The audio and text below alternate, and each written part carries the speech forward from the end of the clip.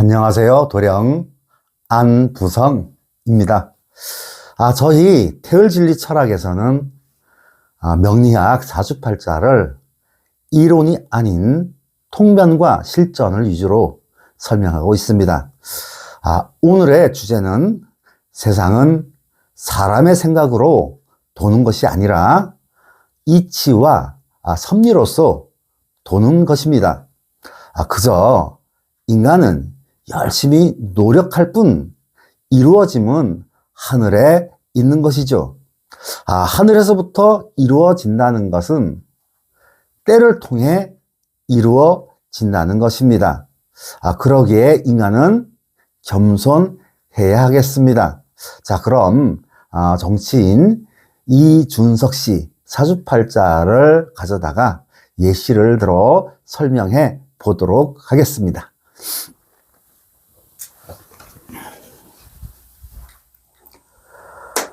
정치인 이준석 씨 사주팔자입니다. 생년월일은 양력으로 1985년 3월 31일, 음력으로는 85년 2월 11일에 태어났죠. 난시는 알 수가 없어요. 그리고 이 생년월일은 인터넷상 취한 겁니다. 그래서 이준석 씨 생년이 아닐 수 있습니다. 고로 이 사주팔자가 이준석 씨 사주팔자가 아닐 수 있음을 감안하시고 들어 주셨으면 합니다. 그럼 이 사주팔자를 통변하기 위해서는 용신 설정을 해야 하겠습니다. 용신 없이 사주를 보게 되면 관념적 사주를 보게 돼요. 그렇다면 미신 사주를 보게 되는 겁니다. 그럼 통변을 위해서 용신을 설정해 보도록 하겠습니다.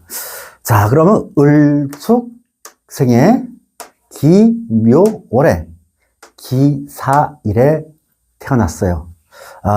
난시는 알 수 없고요. 그럼 기토가 목왕절 묘월 달에 태어났어요. 그리고 묘 지장간에 을목이 년간에 추출되어 있습니다. 해서 이 사주팔자는 편관의 격을 잘 이루고 있어요. 기토는 일저에 사화를 깔았습니다. 그래서 화생토하고 있고 기토가 보좌하고 있습니다. 그런데다가 년지의 축토에 또 의지하고 있어요. 그러다 보니 기토 또한 상당히 강합니다. 근데 이 사주는 특징이 하나 있다면 일점의 수기가 없습니다. 해서 이 묘목이 목국토 하는 것이 아니고요. 일점의 수기가 없는 상황에서 목생화, 화생토로 그 기의 방향이 관인으로 흐릅니다.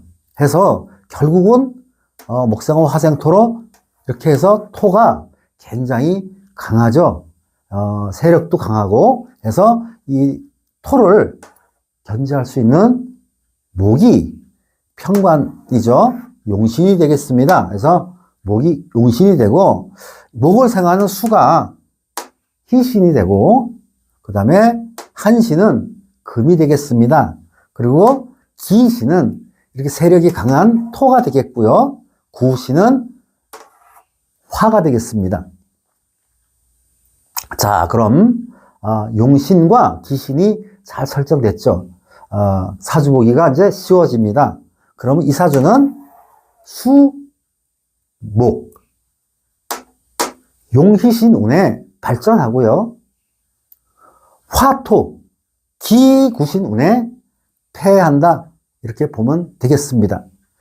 그럼 오늘 주제, 세상은 사람의 생각대로 돌아가는 것이 아니고 이치와 섭리대로 돌아가는 것입니다. 인간은 열심히 노력할 뿐입니다. 이루어짐은 하늘에 있는 거죠.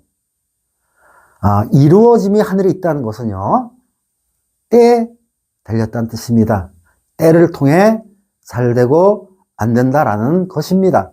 자, 그럼 대운을 살펴보겠습니다.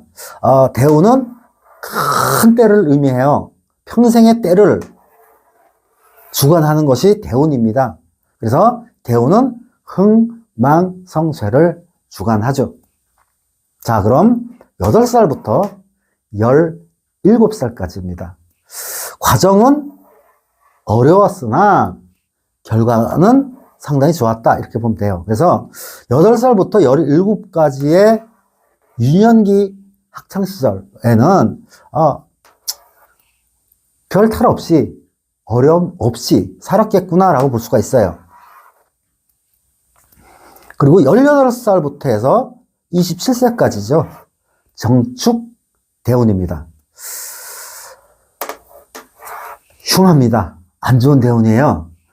그렇다면 18부터 27세까지 10년 동안에는 외롭다, 이런 뜻입니다. 그리고 노력할 수 없는 상태. 이때도 공부해야 되겠죠? 공부 잘 안 된다. 몸과 마음이 따로 논다.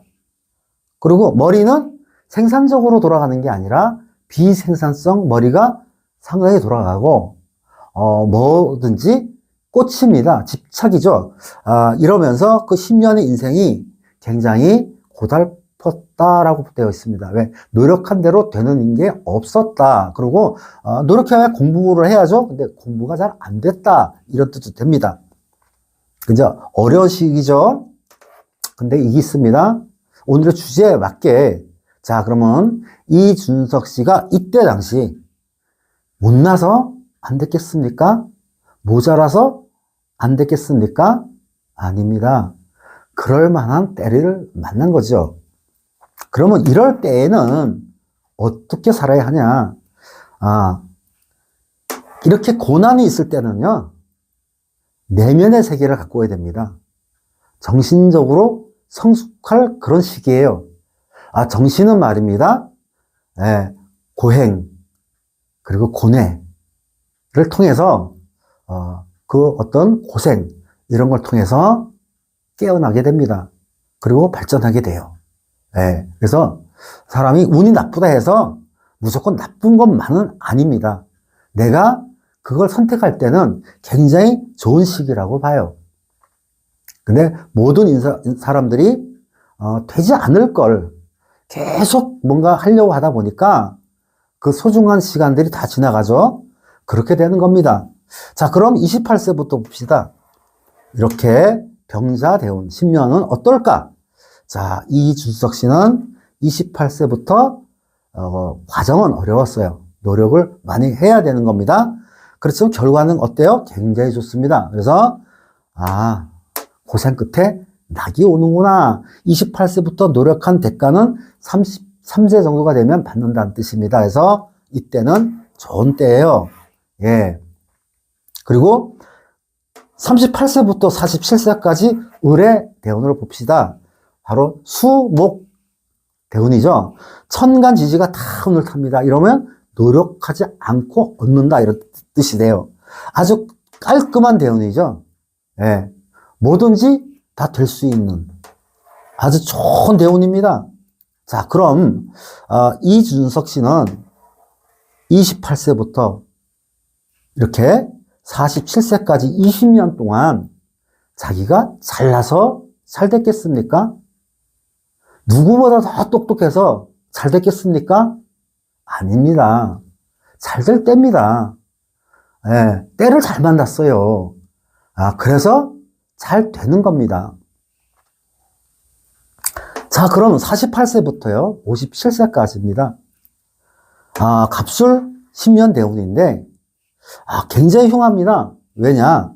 48세부터 이렇게 간목운을 받죠? 용신입니다. 근데 이 간목이 기토를 만나서 합을 이루어요. 그러면서 기신으로 변합니다. 인생사 그렇지 않습니까? 기신이 와서 용신을 찔 때 아주 위험하고요. 용신이 들어오면서 기신과 합을 이루면서 기신으로 변할 때, 아주 위험합니다. 예, 아주 불행한 거예요. 그래서 48세부터 57세는 아무것도 얻을 것이 없다. 아무 노력도 되는 일이 없다. 이겁니다. 그럼 어떻게 살아야 합니까? 48세부터는 모든 것을 내려놓고 신면을 갈고 닦아야 돼요. 내면의 세계, 깨우침, 이런 거죠. 지혜를 체득하고 이런 쪽으로 정신적으로 성숙시켜야 하는 겁니다. 그래야 그 다음에 또 미래가 보장되는 거겠죠. 근데 이게 있습니다. 이준석 씨가 뭔가 28세부터 이 20년 동안 욕망을 쫓았다. 만약에 그렇게 되면 악업을 쌓게 되죠. 그러면 이 20년 동안 오직 내 자신을 위해서 모든 세상을 희생시켰다. 이렇게 보게 되면 48세죠. 48세가 넘어가면서 57세까지 그 행위가 다 드러나고요. 그 대가를 다 치러야 합니다. 피해갈 수가 없어요. 또 만약에 이 이준석 씨가 뜻을 쫓았다. 그래서 28세부터 47세까지 욕망이 아닌 뜻을 펼쳤다라고 보면 선덕을 쌓는 거겠죠. 그렇다면 내 한 몸 불사라 희생하고 세상을 이롭게 하는 방식의 인생을 살았겠죠. 마치 촛불처럼 내 몸을 태워서 세상을 환하게 밝히는 겁니다. 그렇게 살았다면 더 큰 그릇이 되었겠죠. 47세까지가. 그러면서 48세부터 57세까지 이 악한 대운에서는 뭔가 내가 내려놓을 수 있는, 그리고 마음을 비울 수 있는 그런 정신적 그런 역량이 되었을 겁니다. 그렇다 보면 48부터 57세까지 그 액을 잘 떼어서 살 수 있었겠죠. 이제 두고 보면 알겠지만 한 가지만 더 설명한다면 38세부터 을해대운은 아내 대운입니다. 근데 이 사주는 아내가 안 나와 있어요. 그렇지만 대운에서 만나서 장가를 들어야 되겠죠. 아니면 동거를 하든가. 38부터 그런 대운입니다. 근데 사주에 나와 있지 않아요, 여자가. 그러면서도 어떤 성격이 있냐면 좀 안 좋은 성격을 하나 갖고 있습니다. 여자를 실증낸다는 겁니다. 그러다 보면 이 좋은 홍기를 그냥 놓칠 수도 있지 않습니까? 아주 좋은 인연이 들어오는 운이에요. 그게 이제 제가 봤을 때는 43세 정도, 2027년도가 되겠죠. 그때부터 5년 정도 아주 좋은 인연이 들어올 수가 있죠. 이때 여자를 만나야 하겠습니다. 또 그렇게 될 것이고요. 근데 만약에 이때 장가들지 않으면 평생토록 여자가 없습니다. 물론 스쳐가는 사람은 많이 있겠죠. 네, 그렇습니다. 자, 그럼 오늘은 여기까지 하고 다음엔 다른 분의 사주를 가져다가 다른 주제로 설명해 보도록 하겠습니다.